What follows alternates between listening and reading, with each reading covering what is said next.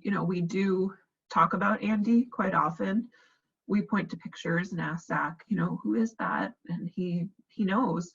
It's interesting, like I, you know, wear this locket on my neck that has pictures of Andy, and they're fairly old pictures. It's one is from when he was a newborn baby, and one was when he was probably around 12 months old.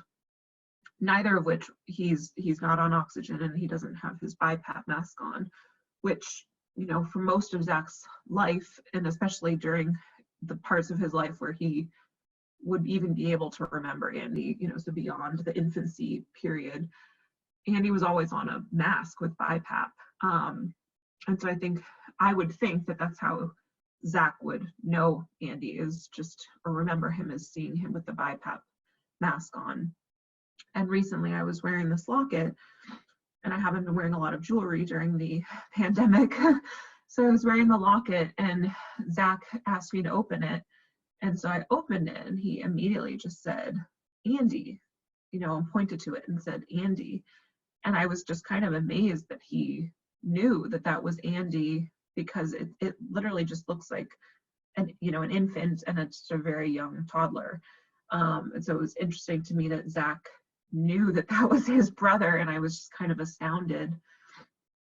So I'm grateful that it seems like Zach at least feels like he knows his brother and knows that we talk about him.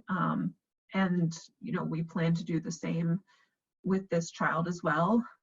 It's hard for me that there is no overlap, and there never will be overlap with having Andy and this child in the home together.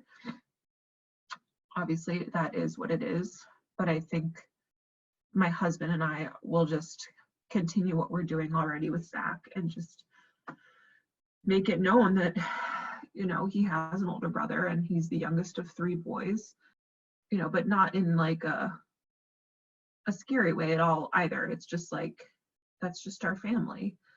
So that's our plan.